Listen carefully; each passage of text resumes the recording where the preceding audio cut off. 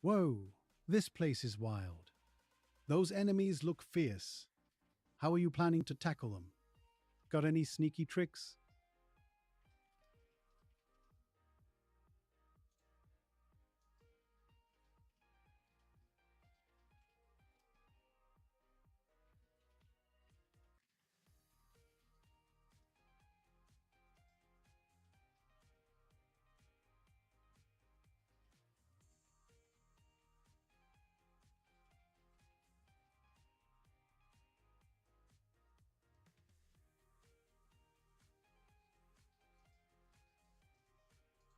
He knows all their tricks. It's all straightforward. A lot of people play Delver. Not a lot of people play Infect. I can't imagine that Jared has much.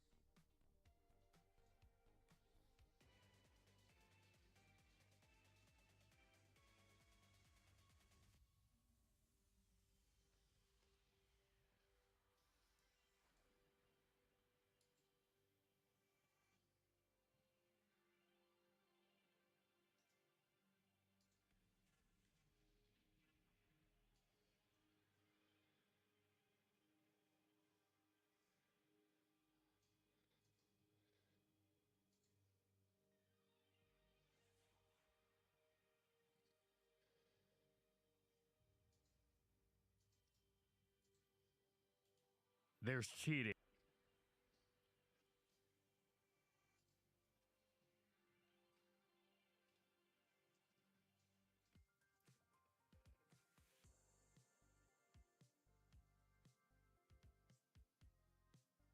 Hey guys.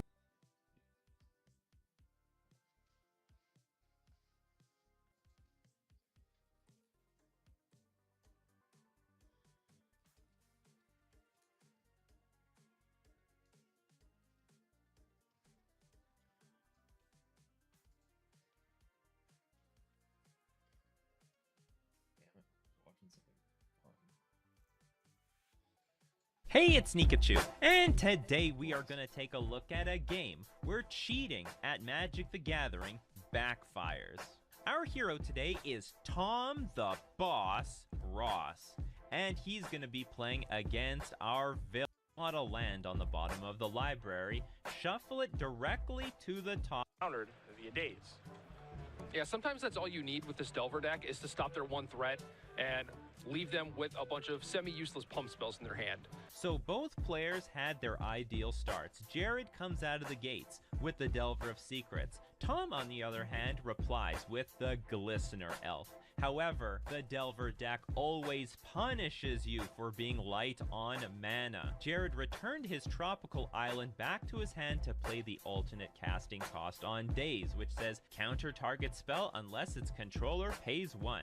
Tom Ross is tapped out, so goodbye Glistener Elf. Jared then takes his turn, reveals Days on top of his library to flip his Delver of Secrets into a 3-2 flying Insectile Aberration. A perfect start for the Delver player, but Tom now knows that Days is in Jared's hand, and he will be playing accordingly. And especially if you have a Delver of Secrets on turn 1, especially if it transforms on turn 2 naturally, you definitely have everything you need to just take a commanding lead in the game. And Insectile Aberration does show up. It gets into the red zone. Ross is already down to 17. That's a heavy bet. So Tom is going to have to play around that Days. Heavy bet that we come out with an energy. If not, I'm gonna have to thing fire. I don't think they're gonna build enough energy on there, but if they can get another bench, then they'll be able to swap out. But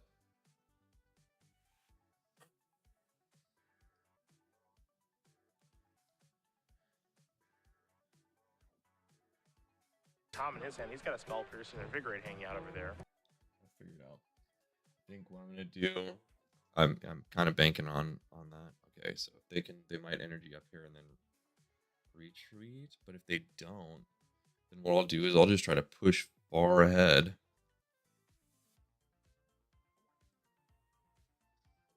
Any Terra Pokemon in play.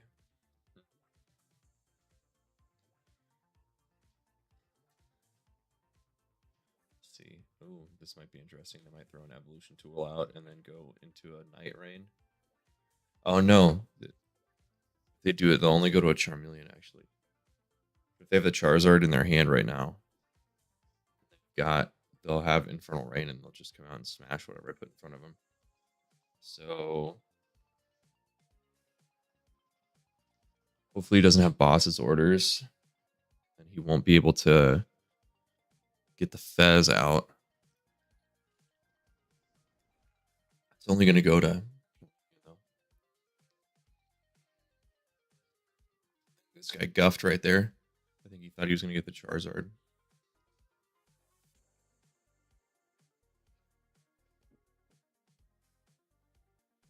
Okay.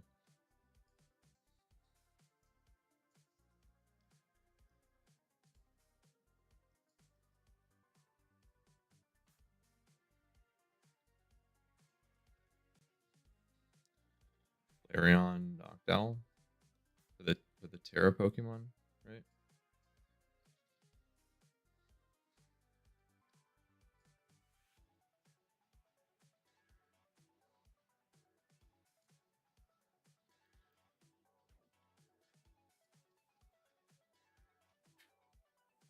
Green card, reveal them, and then attach them could be good.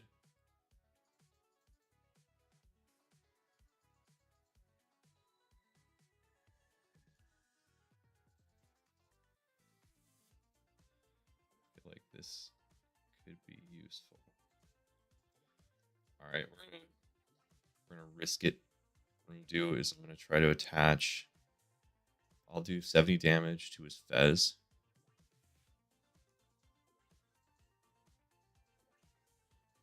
Oh, different types. Okay, all right. Then, well, it doesn't matter. One energy card to put in my hand. I'll put this one. Oh man, I shouldn't have done. Oh well, I guess it won't matter. It won't matter. Okay. Let's hold off. Let's let him not know what I'm doing here. I also don't want to get Iono'd though. And I could just do. I could pull off a clean. I could pull off a clean attack right here.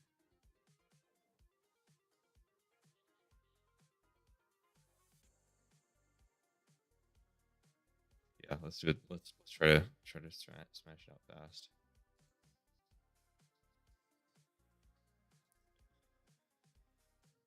We're just gonna run in no cards, so we're just gonna. I mean, this will be a draw engine for energy, but it won't do anything else.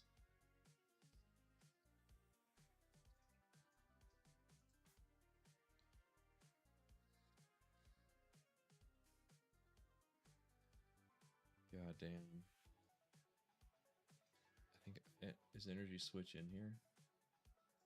No. Okay. All right. Well, I'm gonna try to bank on an energy switch coming. This is not great actually to have this many, but I can get the retreat off. They try to hit me with something else. All right, let's see what this Magic the Gathering guy's doing. Fetcher will go with Lightning Bolt to try to get the Glistener up off the table, and Tom says that's fine. Yeah, Spell Pierce not much help here when he knows that Jared has a Daze. Doesn't really want to walk into that. He could have used the Invigorate, but I do like saving that when you already have a few other creatures in your hand, whereas you don't have a lot of pump spells. Now, creatures.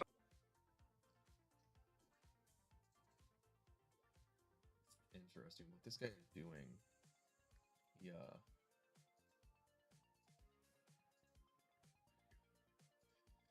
He, like, when he goes to shuffle, he keeps a card on top. Oh no.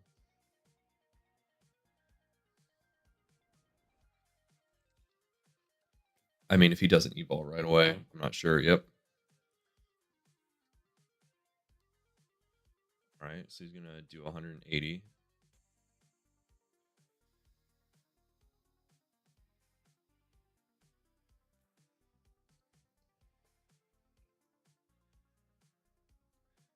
He's gonna go. Oh, interesting. If he doesn't flop right here, he's gonna lose. Yeah, okay.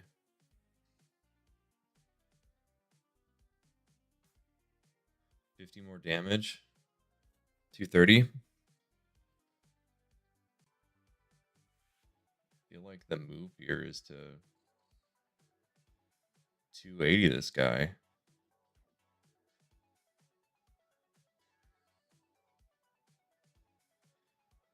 So tough.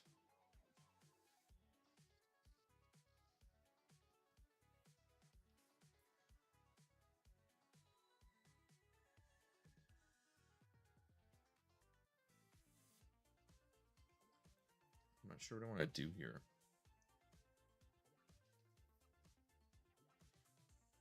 I think what I'd prefer to do, I don't know. This is super risky because if I retreat and discard these and then he doesn't, the best move, honestly, is probably to try to use this and power something else up. Probably really the... Oh, no. Oh, dude, the rest of my energy's in prize cards. No, that's so terrible to find that out. Oh, no. That's a bad place to be. All right, we're going to lose Flareon. I don't know what we're going to do. We're going to have to try to see if we can get... I don't know. We'll throw tear up in there. I don't have anything with a flame resistance. Okay. To just try to do something else.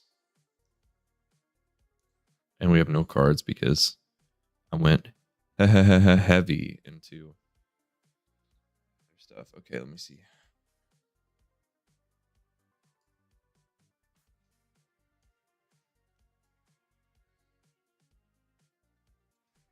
Ta-da.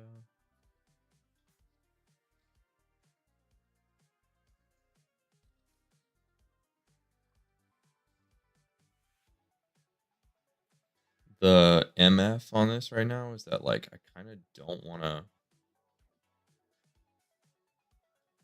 I don't know, this is tough. This is tough. I feel like I lose no matter what. I feel like he's going to have to work through...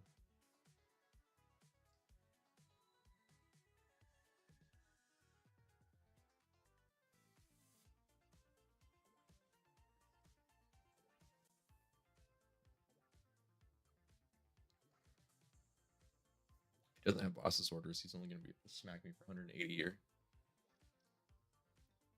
I also, though, at the same time, like, I don't have the energy, so he's gonna draw. He's gonna go to 2 prize cards. Is the way I'm seeing this, unless something incredible happens.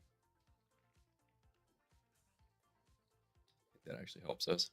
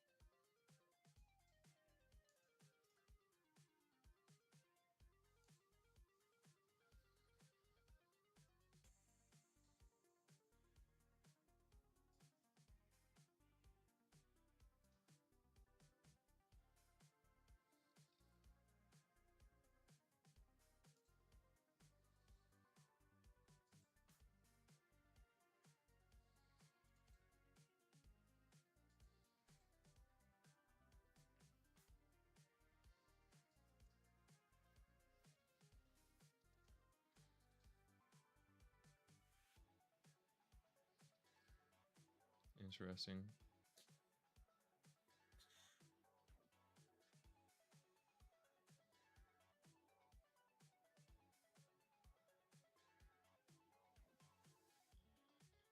Something that they'd have to waste energy on.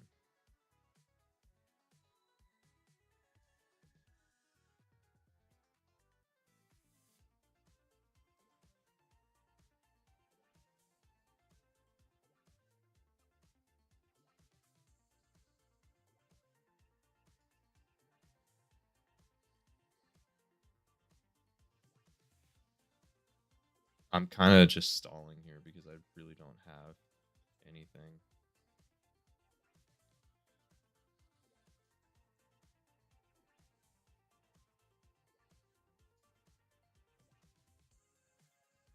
If I need an Iono is really what I need.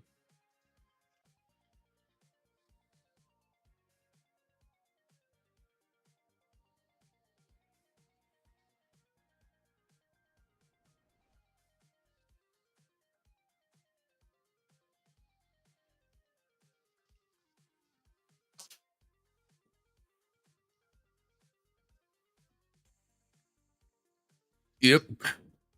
Still only 180 though.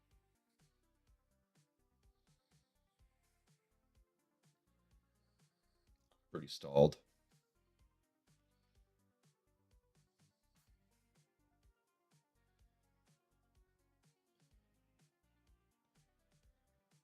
He's only got 3 cards in his hand though. I can start running through some of these Charmanders. Oh, there comes a Charizard, right?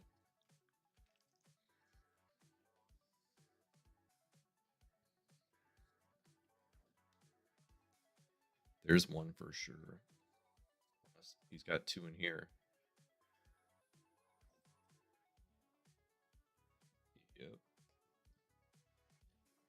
He's got a rare candy, damn it.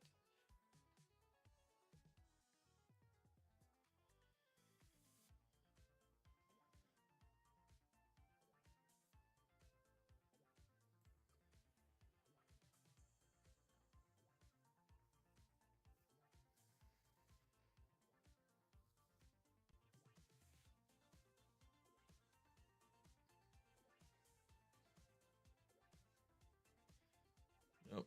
Womp womp. That's it. It's not gonna work. That's not gonna happen. Something comments, plenty of. Right. I believe he has 2 Blight Agents, and he just... Okay, sorry. Guy on the right he's cheating at Magic the Gathering. He just says that it backfires on him. That sounds inherently interesting. Drew a copy of Inkmoth Nexus, so creatures don't look to be much of a problem here, but he is under the gun. He is being attacked for 3 damage a turn. Yep. So he just has to be a little bit wary of that. And of course, Lightning Bolts will give Betcher some reach if he does find another one of those. Now, Tom is going to play Inkmoth Nexus. He's going to deploy a Blighted Agent again, playing around Daze here. We'll see if Betcher has some interest in maybe casting Force of Will. You can see in Jared's hand around, he does have his Batter Skull, but that's not going to be very useful this game. No, both a little too slow and the lifelink not incredibly relevant. Betcher kind of giving this a long thought, I think, on if he's supposed to Force of Will this or not. Yeah, I mean, it's kind of awkward. You sort of want to, but on the other hand, Tom does have the Inkmoth Nexus, so... And he will force that. So Tom casts the Blighted Agent, still holding up a mana to play around Jared's Daze. So with the Daze aging like sour milk, Jared pitches it to pay the alternate casting cost on Force of Will, which counters the Blighted Agent. And he will force that. So kind of what's happening here is Jared's fighting over all the creatures. Yeah. And so you have to imagine if Tom finally gets one of these creatures in play, he's just going to, you know, invigorate, try to kill you. Assuming that, you know, there's probably not any counter magic hanging out over there, though Betcher did draw a Lightning Bolt for the turn. So Ross will untap after taking 3 more. He's on the 11 now, draws a copy of Vines. Imagine I'm just kidding. A Vast I Wood. noticed 3 deep. See the Verdant Catacombs in his hand. Curious how many cards Betcher has in the grip. I believe it's 2.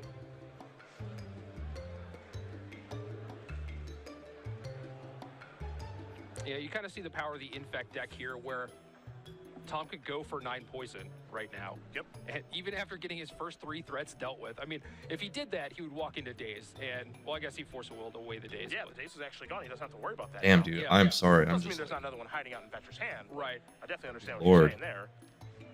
Mulligan. Gonna go get a Trop, go down to 10 to get that. Yeah, just this Infect deck is a little bit more resilient than you might No. think. It's like, oh, well, you know, just kill their first couple creatures and you're fine. And Team Rocket. I'm gonna get rolled. I have like no arenas. They're gonna set everything up, do the trolley cart, do blah blah blah blah blah, and look like a Gengar.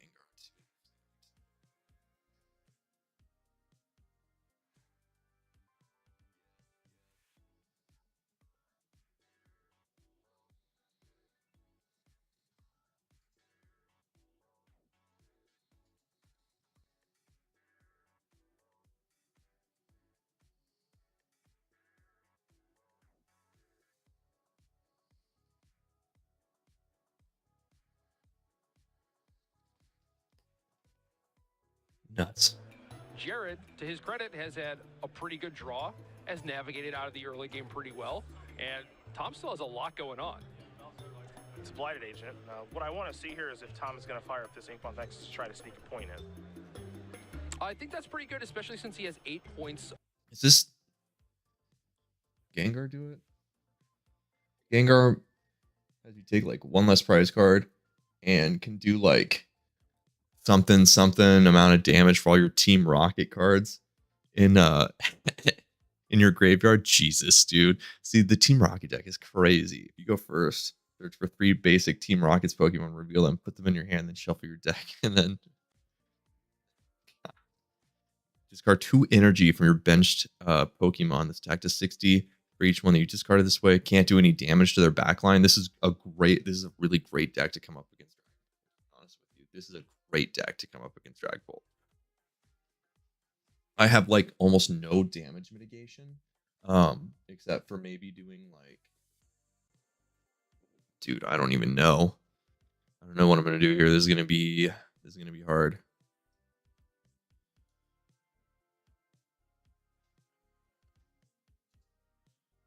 I mean, I don't see a way this can blow back on me right now, but I'm sure days to come.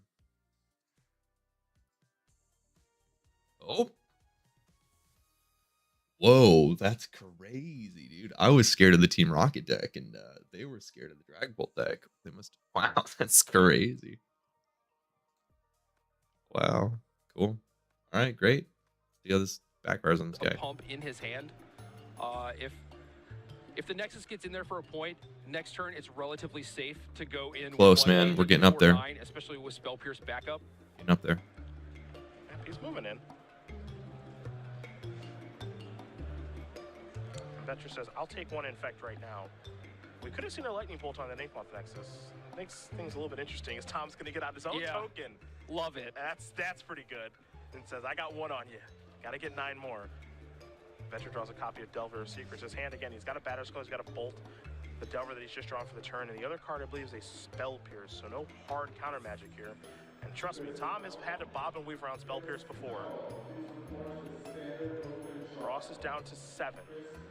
I'm fine. We'll pass the turn back. I don't think it matters with Dragapult. Trying to hang on here. So Ross draws a card. It's a copy of Verdant Catacombs. So Jared pulls his signature. Wow, what a pull. That sucks that that's going to be a mulligan. On top of Tom's deck as he's shuffling it. But is that even a good idea? It completely contradicts the strategy of the Delver deck, which tries to take advantage of the fact that you're choked on mana with counter spells like Daze and Spell Pierce. But of course, cheaters don't think about strategy. They're just thinking about cheating. All right. Will the boss move in is the question. I mean, the clock is ticking, right? He's at 7 Dude. life. Delver makes it 4 next turn. Got no way to. He could potentially block with Inkmoth Nexus, but I don't think that's what he wants to be doing. I'm sorry. And Opponent if is Vetcher has picking a something like number. the Oh, because I had a. Swords to Plowshares, it's kind Dude, of is this the scary, same right? guy? But I feel like Tom is the expert in navigating through these situations. He's pretty good at figuring out when it's time to pull the trigger. Right. You know, what he's probably doing right now is just kind of running through the combination of cards, and instead of like, okay, Blue Red Delver, what could they have in their hand? Yeah. You know, like, what is a card that he hasn't cast yet? Does he have Force Will plus blue card? Can I beat that? Maybe yes, maybe no. He's going to fire up Inkmoth Nexus right now. He's going to serve him with both these creatures. This is an Invigorate over there. So Jared Dude. hoped to flood Tom Ross Jesus out H. with lands. Little did he know that Tom needed the land. There it is. because There's the with factory, fifth yep. land drop, he could play all the They just spells support a in card that his hand. Team Rocket and its name from their hand. Then they draw 2 cards, dude. This is just like such a crazy. People with like Reveal it, put it in your hand, and shuffle your. Like, this is. It gets so crazy, dude. It gets so crazy. Crazy, man. 15 points of normal damage from Noble Hierarch or whatever. Tom's done it. Right. Vetcher's going to move in, cast a Lightning Bolt there. See if Tom wants the Vines or if he wants the Spell Pierce.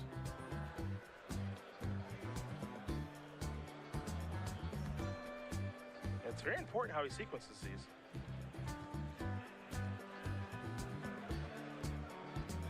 Yeah, I agree. I think you want to play the pump spell which forces Jared to react. Because if you just go for Spell Pierce, Jared doesn't have to do anything. He could just take the infect damage, right? Whereas if you go for Vines on the creature that you're also invigorating, if he has a Source of Plowshares, then he has to use it, and then you can potentially just win the game on the spot with a Spell Pierce. Really smart to sack the fetch line first before making a move, because let's say that Tom does cast, this Vines and he has a fetch line available, Jared fights over it, and then when Tom tries to crack his fetch line, Daze happens. So if all these pump spells resolve, Tom is attacking for exactly 10 poison. Right. So it's really, really smart that he sacked the fetch land first, and then says, all right, I'm going to Vines this in response. Now Jared's going to sack his fetch land. Yeah, I mean, it could also be like a Stifle or something. Yep. Like Tom wants to get all the information that he can. Like, am I going to have this Spell Pierce available before I decide whether or not to Vines? So Jared's going to sacrifice his fetch land. He's going to go get a Tundra. He's going to cast a Spell Pierce. Tom is going to look at his Spell Pierce and says, I'm going to counter your We're all in. Pierce. And that's it. Jared says, I am beat. Tom Ross works his way through a couple bolts, couple counter spells. So in absolute fear, Jared responds to the Vines of There it is. Valakwood by playing Spell He's gonna draw Pierce. 2 more But cards. Tom, with his last land in play, the land Jared conveniently put on top of his deck was used to pay for Spell Pierce, to counter Jared's Spell Pierce. The boss won the War of the Stack and killed Jared for 10 poison. Jared betcher scoops it up. I betcher he didn't see that one coming. This game would go down as a literal example of a cheater cheating themselves. Congratulations, you played yourself. Well, that's my video for today. What was your favorite part? Weird.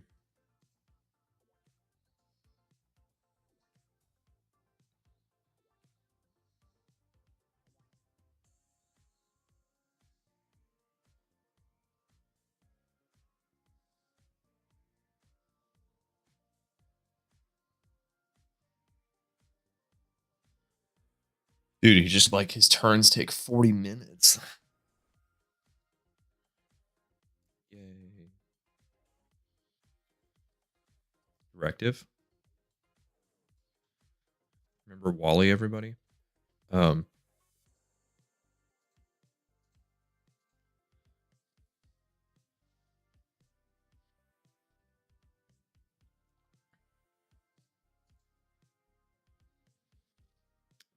There's a method here. There's a method here.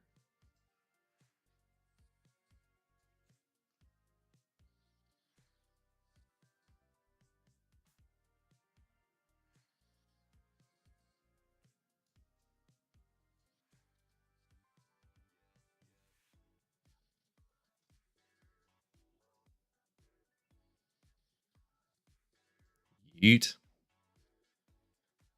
Eat.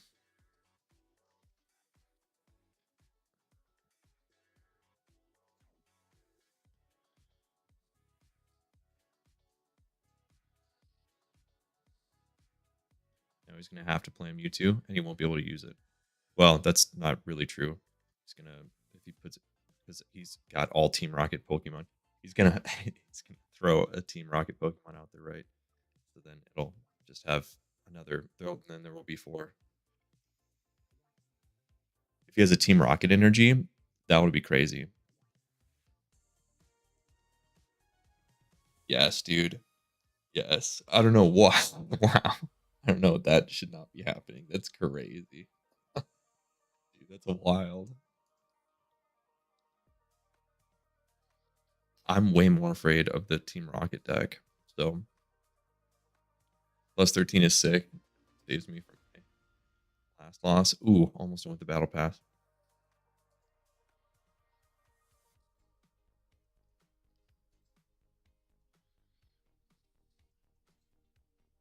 Nice. Nice.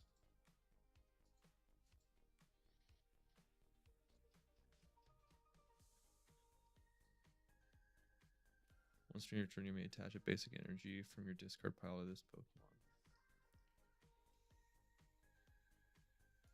To most of you, it probably looks like I'm about to do something illegal. I'm standing in the toy section on my...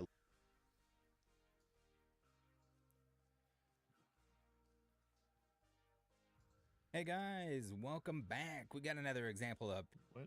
To most of you, it probably looks like I'm about to do something illegal. I'm standing in the toy section of my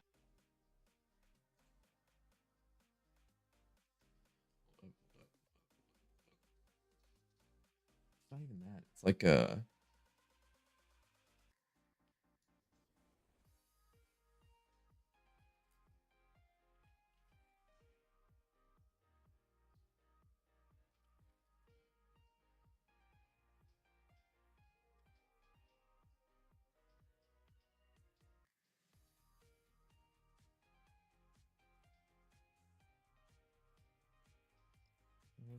Where's that video I watched the other day that was like watch this crazy video. Talked about like kind of the state of Pokemon, and it was pretty good. It was pretty decent. They had a really good like take on it. There's a bunch of stuff I didn't know was happening.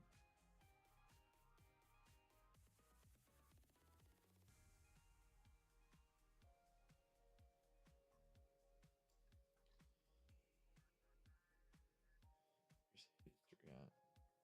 There it is.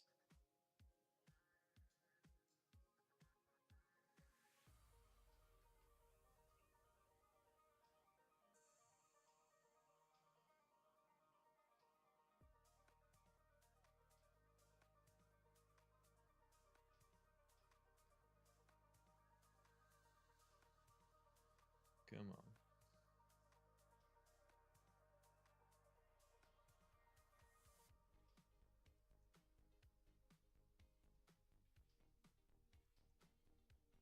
Come on.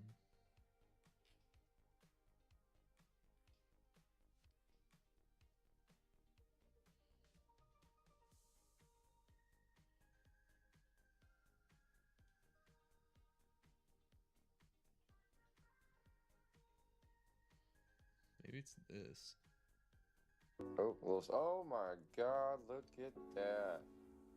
Look at that. What kind of tip? Have completely taken over the hobby for all of the wrong reasons. These card thieves, scammers, and scalpers have turned what Yeah, used this is to be it. a fun Yeah. collecting hobby into a complete mess. These rip and ship streams are live videos where sellers open Pokemon packs that viewers can buy online. They buy a pack, All right, we they got open it time live for on more. camera, Hopefully and we'll then get to see mail Rocket you Guy the again. cards. But a lot of these live streamers have been caught reselling packs, swapping out their hits, and just in general scamming their buyers. Whatnot is one of the biggest platforms for these rip and shippers, and it's filled with shady sellers who are pretending to be small business owners while they're running these scams live. And a lot of times these streamers are just scalpers. You know, the people in the stores who go and buy up all of the products and then sell it for double or triple the price right after, when you can't even manage to get a single pack of cards. It feels like now the Pokemon community has just become a massive cesspool of greed, theft, and scammers. Another day, another dollar. Let's make sure that lighting looks good. All right, we got our packs, we got our phone, we got the light. Let's get started. All right, guys, we're opening some more Pokemon packs today. Brand new, in-box, never been touched or tampered with. Cool, looks like we got our first sale. Let's open this pack up. All right, brand new. Oh, they're upside down. Oh, all right. And flip. Oh, shit. Let's see what we got. All right. So looks like we got a Sea King and Tadpole. All right, nice hits. We're gonna send these out. We'll ship them out after the stream. Whoa, what was that in the back? Oh. Yep, nice pulls. All right, next customer.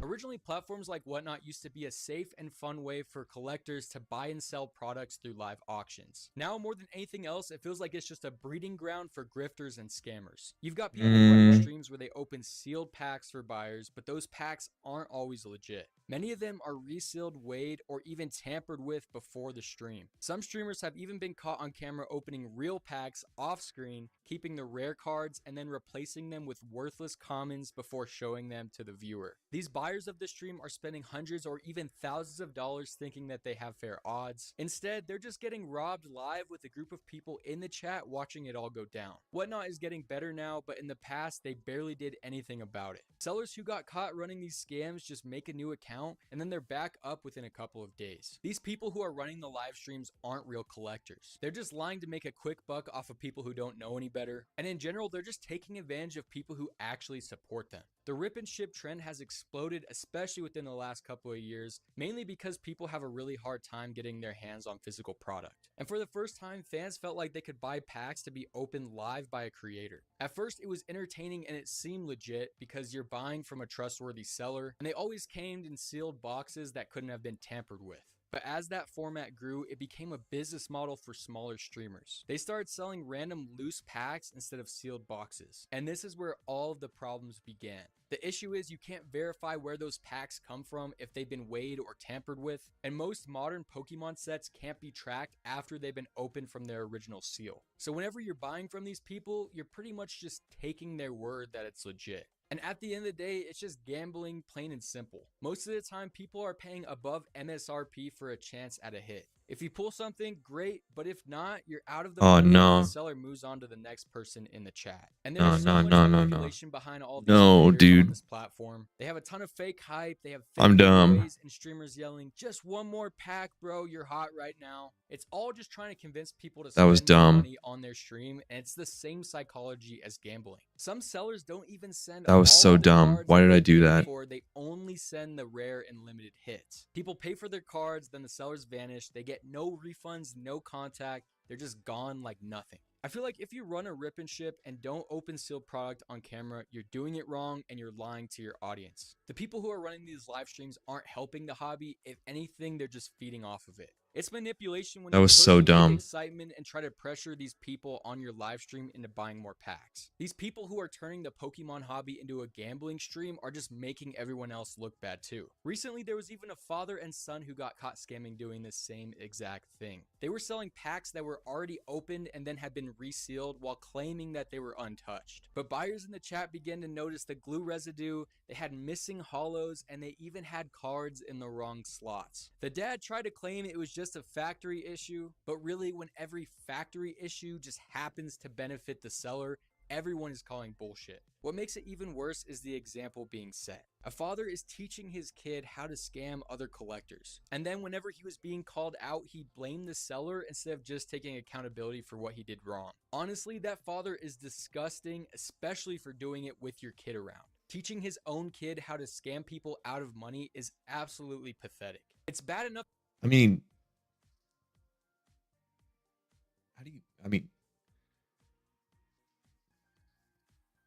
yeah, that's what happens, right? Gotta break the cycle. They're doing it in the first place, but if you're caught doing something like that, you owe everyone who scammed you an apology and a refund. This is the reason why nobody trusts small sellers anymore. We're cooked. The craziest stories came from a Dude, seller who claimed there was a played against so many of these. We're cooked. Anyone who pulled the Moonbryon from Evolving Skies. Hundreds of people bought in and joined this live stream. This stream ran for hours and people were buying up hundreds and hundreds of packs of cards trying to pull that rare card. It was all marketed as the biggest Pokemon bounty ever. After a few hours, somebody actually pulled the card. The chat was going crazy and someone had just won 45 grand, but out of nowhere, the seller just stopped the recording and deleted the video. He said that it which is based actually, which is super based. Didn't count, and he claimed the bounty was for a different card, but everyone watching knew what just happened. That 45 grand prize money was fake, and the whole thing was designed to hype up sales and exploit these viewers into chasing a payout that never existed in the first place. This has to be one of the craziest marketing schemes in the Pokemon seller community. You can't promote an entire stream around pulling a single card and then accidentally lie about a $45,000 payout. This guy knew what he was doing. He was building hype intentionally. He was getting paid and a lot of people were buying his cards. But when someone actually pulled the card and won, he just ran away and hid. It's just crazy to me to think about all of the stuff that people think they're getting away with, especially when they're on a live video. All right, this is gonna be risky. You can record. And all of these issues around here's a risky move. online either. Theft is becoming more and more common at in-person real-life card shows. There are Give me a a ton of Zatu. Give me compilations something. and videos of kids and even adults stealing binders, slabs, and packs right off of the vendors' tables. At a Dallas card show, a vendor caught a kid on camera pocketing around $500 worth of cards, and then the kid acted like nothing happened. They try and play it off so Damn. smooth by going and walking up to the vendor's booth. They'll act Guaranteed like they're the just drag flouting right cards here. and want to shop there. I'm gonna risk but it. after doing some Like gambling. dilly-dallying, they'll just slip the card right under whatever they're holding and walk away like nothing. These vendors are now having to bring cameras and lock up their displays. Some are even wearing GoPros just to protect their inventory. All right, look at this draw potential right here. But now these sellers are having to guard their stuff like they're running a gas station on the wrong side of town. And to me, I don't care how old you are, if you steal at a card show, you're trash. Even little kids know that stealing is wrong. And these vendors are spending money, travel, and setup to share what they love. And people think it's fine just to take from them right in front of their face. People like this don't belong at these events. Yes. And everyone else who respects the hobby shouldn't have to lock up their cards just to stay safe and avoid thieves. I'm not gonna lie, the Pokemon as a community can be pretty toxic. Some of the most infamous being the scalpers. These are the people who show up before stores open, buy every single box, and then flip them for double online. Anytime a new set releases, you'll see people lined up at Target, Walmart, and GameStop, but a lot of times they're not genuine fans of Pokemon. They're just resellers trying to make Oh, I can't hit the mask. And I've even seen That people was dumb. online bragging about how I can't do they damage to cleared the all mask. the shelves from their local Target. Oh wait, I posting all can? these pictures and flexing What? how much profit they made off of Why I people thought who that. genuinely I've been in, enjoy the hobby. They have rooms full of sealed I feel like I've been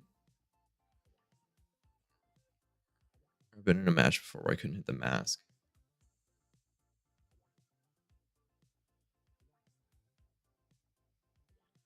Got to be, maybe there's an Articuno or something. Doesn't matter. product. Meanwhile, kids can't even get their hands on a single pack. The same thing happened with the McDonald's Pokemon promotion. These adults came in and bought out entire cases of Happy Meals just to resell the cards that came with them. And the thing is, scalpers have ruined everything about hobbies, especially the ones who don't even care about Pokemon or collecting. It's all about flipping product and making as much money as you can off of the people who actually enjoy the hobby itself. Whenever these people clean out all the shelves, they brag about it online and then try and sell it for double the price. That is literally just greed. You can't even find packs for kids anymore because grown adults are camping outside of Target for profit. And honestly, I feel like a big reason why the Pokemon community has become so toxic is because a lot of this behavior is normalized. People are constantly fighting over pack pools, accusing each other of lying, and then they argue about the prices nonstop. It feels like everything related to Pokemon is about profit and then the price tags, not actually enjoying the hobby for what it's meant to be. And then if someone speaks up against the creators behind these scams, they just get attacked by fanboys who defend the streamers because they like their content. And the result of this is a community that feels like they're afraid to call anyone out. Collectors of Pokemon used to share, trade, and connect, but it seems like everyone now is just suspicious. Every trade or sale feels risky because you don't know if you're going to end up buying something fake. Out of all of these problems and issues that are happening within the Pokemon community, it kind of feels like rip and ships are the new thing. But let's be honest, rip and ships are literally just gambling with extra steps. I mean, you're paying someone to open your pack of cards while a chat full of strangers watches. You hope you hit something valuable, but 99% of the time you really don't. You could just buy the packs for yourself online, but instead you're paying extra for someone to do it for you, and then they call it an event. Even if the streamer isn't scamming, the setup is still made to keep you spending money. It blows my mind how many people keep buying into this stuff. Like, paying extra just to watch someone else open the packs for you makes literally zero sense. And then these streamers try and throw in a free gift that's usually a card that is literally worth nothing, or some cheap promo item that you can buy for 5 cents. People act like it's generous. These rip and ship sellers literally don't care about you. They care about keeping the money in, and if that means throwing in some free stuff, that's all that matters to them. If you actually care about Pokemon, stop giving these people your money. Literally just open your own packs or buy from someone. I should have saved that. And I understand the whole argument is like, oh, it's so hard to get your hand at in-person.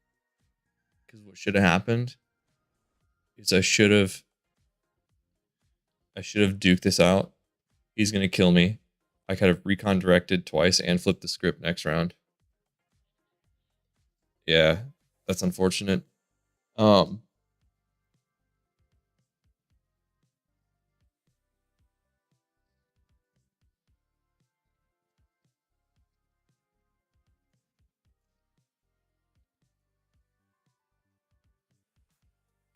It's unfortunate. Real life card shows. There are a ton of Let me skip ahead. compilations Let me skip ahead because and I gotta see if Pokemon these. is about profit, really worth nothing. So hard to get old. I played all of the OG Game Boy. Nah, this is not the one. Man, there's one where it's like.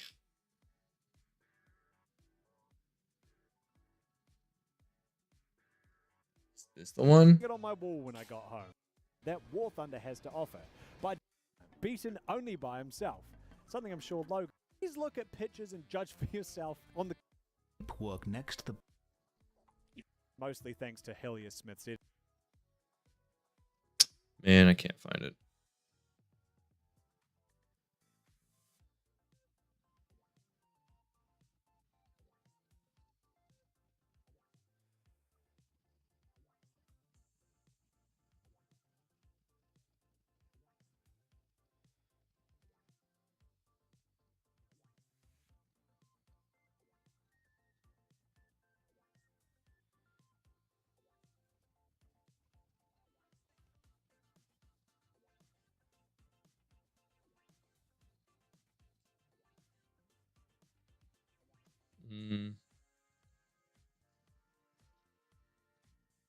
And here's why.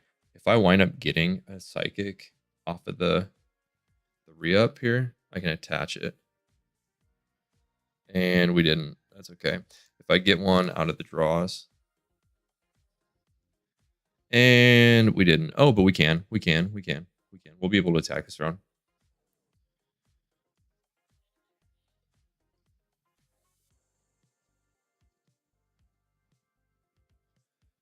Literally just gonna pull this back. Super easy here.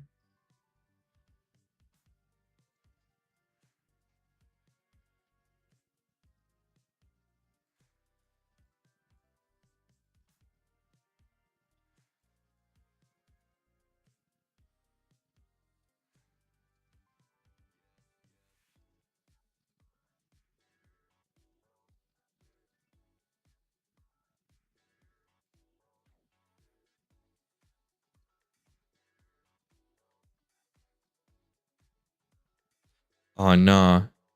This can only come to benched Pokemon, huh?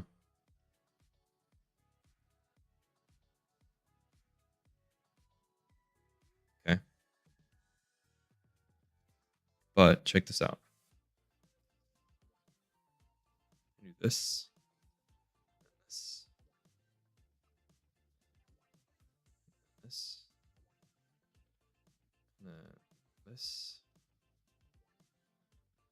This.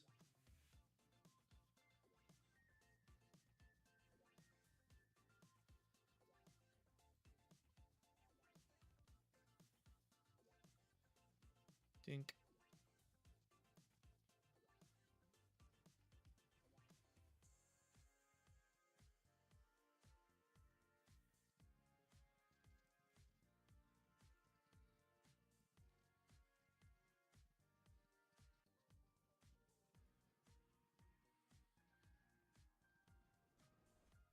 He's gonna jungle dump me for 240.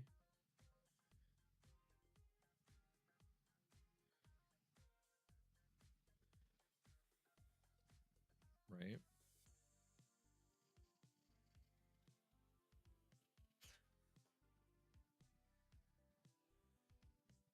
Give me a bosses on the redraw.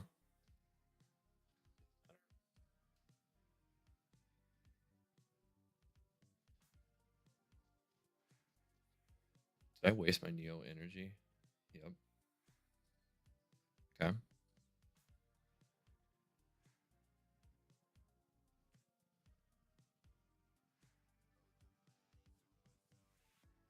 What? What? What did I miss there? 30, 60, 90. What did I miss there?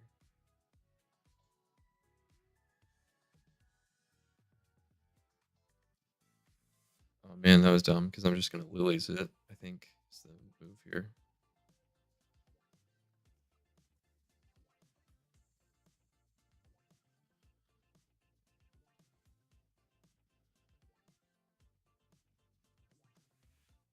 Yeah, this is it.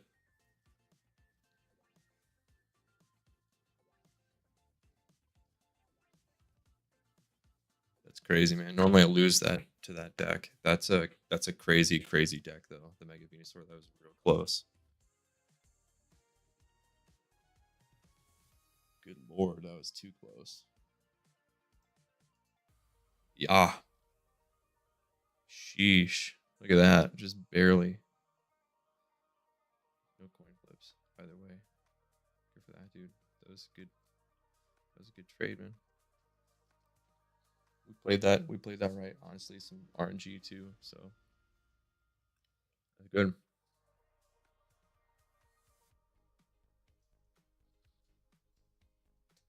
Working our way up. It's only gonna get harder. Let's say January 2026. Dog, it's February 13th. That's crazy. We don't get anything like cool.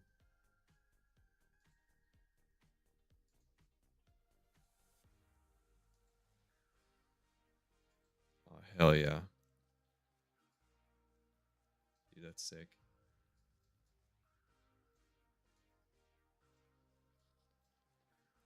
Yup. Cool guy glasses.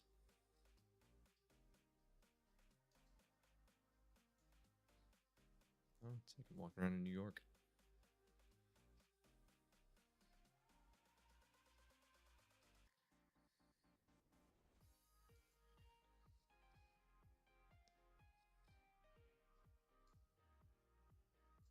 Oh, hell yeah, dude. Dude, I should get one of those. I thought I got something recently that was like, thanks for playing type shit. Like,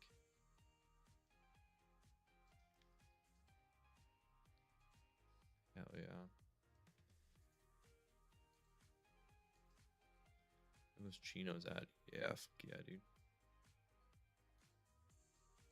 With the cargos.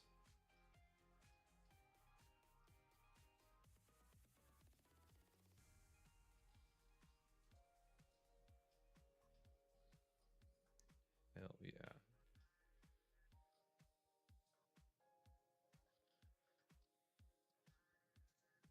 That's actually that's pretty much what that's like what I wear.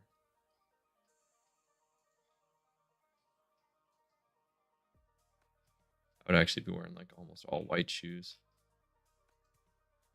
Yeah, that's actually something I would wear. All right, now I kind of want to actually like do this thing. Like catchphrases. All right. We did that.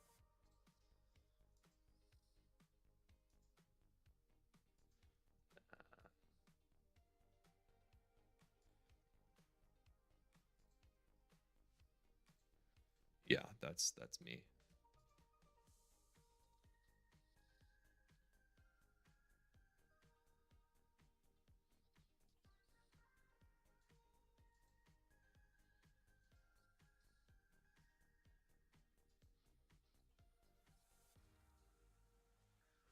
Let's make it real. Let's make it real. I don't know how to describe it. My frames right now are like clear. So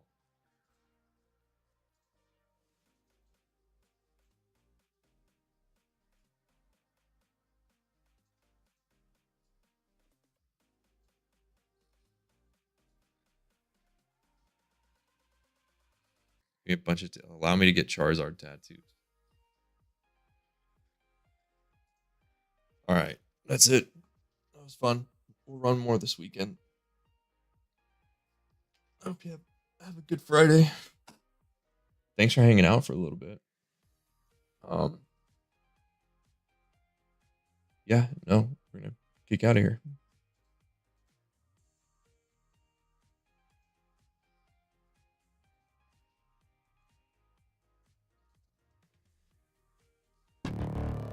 Renowned physicist Stephen Hawking has made a statement about artificial intelligence, basically warning us that could lead to the end of mankind. very complex algorithm of artificial intelligence, and they got onto the subject of it, and here's what he had to say about it. Once humans develop artificial intelligence, it would take off on its own and redesign itself at an ever-increasing rate. But I think the development of full artificial intelligence could spell the end of the human race.